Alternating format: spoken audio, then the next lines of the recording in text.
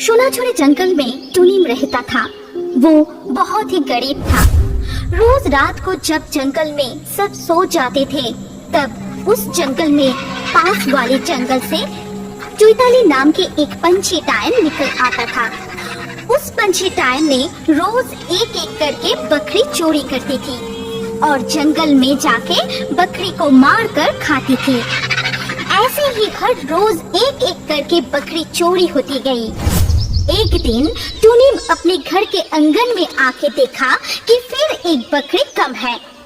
तब टुनीम अपनी पत्नी को बुलाया और कहा, देखा टुनी, आज एक बकरा फिर से गायब हो गया। मुझे तो कुछ समझ में नहीं आ रहा है, ये सब कहाँ से क्या हो रहा है। आखिर में ये सब बकरी जा कहाँ रही है। इसके जवाब में टुनी कहती है, मुझे भी कुछ समझ नहीं आ रही है। क्या जंगल में कोई अजीब पंछी आया है जो रोज बकरी चुरा के ले जा रही है? वो दोनों मन ही मन सोचता रहता है। ऐसे ही कुछ दिन बीत जाते हैं। एक दिन जंगल के बाजार में एक महिला पंछी मांस बेच रही थी। उस समय टुनीम और उसका दोस्त काकातुआ कुछ सब्जी लेने जंगल के बाजार में गए। अचानक बाजार में एक नया मांस की दुकान देख के काकातुआ टुनीम को कहता है, देख टुनी, एक नया मांस की दुकान खुला है, पहले तो कभी नहीं देखा। और वो औरत पंछी भी कौन है? इस पंछी को तो पहले नहीं दिखा। इस जंगल में तो एक ही मांस की दुकान है और उस दुकान की मालिक तेरे से ही बकरी खरीद के मांस बेचता है। इसके बाद काकातुआ टुनीम से पूछता है, क्या इस पंछी ने कभी तुमसे बकरी खरीदा था? अरे ना, मैं तो इस पंछी को बिल्कुल पहचान ही नहीं पा रहा हूँ। फिर इस पंछी ने कहाँ से बकरी खरीदी?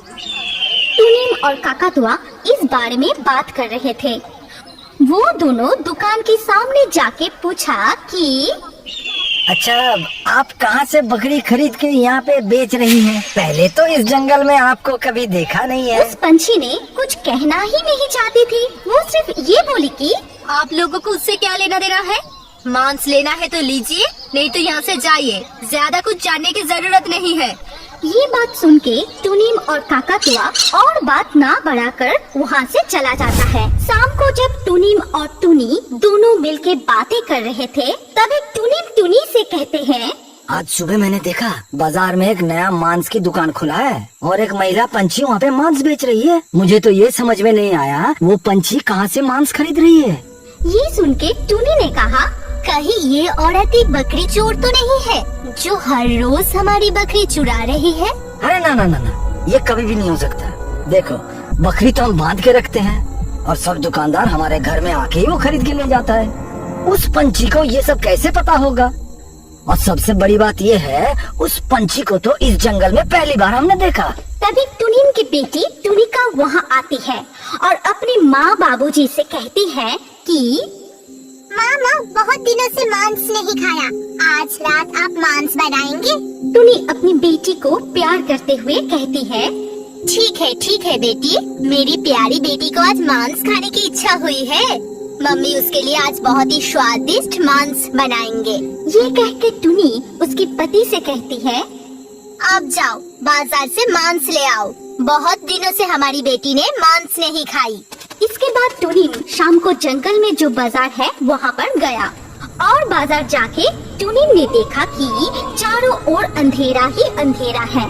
सारी दुकान बंद हो चुके थे, कोई भी पंछी वहाँ नहीं था। फिर वो मन ही मन बोला कि एक बार उस औरत के दुकान में जाके देखते हैं, अगर खुला रहेगा तो। इसके बाद टुनीम उस दुकान की तरफ जाता है। वहाँ जाके देखा कि दुकान बंद है, लेकिन दुकान के अंदर से एक रोशनी दिखाई दे रहा है।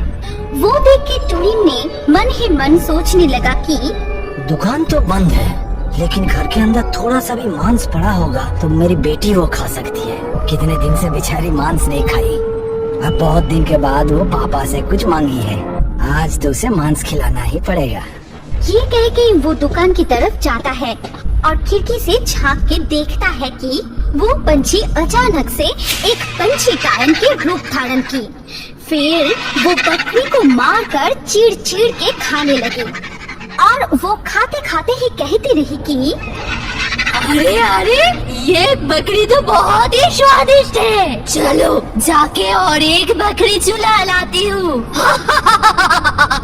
उस बकरी को काट कर आधा खा लूंगी और आधा कल सुबह दुकान पर बेच दूंगी।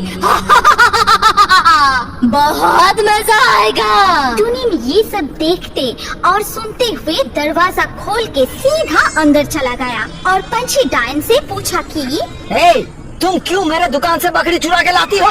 क्या चाहती हो तुम? देखो हम लोग बहुत गरीब पंछी है, हमारा इतना नुकसान करके तुम्हें क्या मिल रहा है?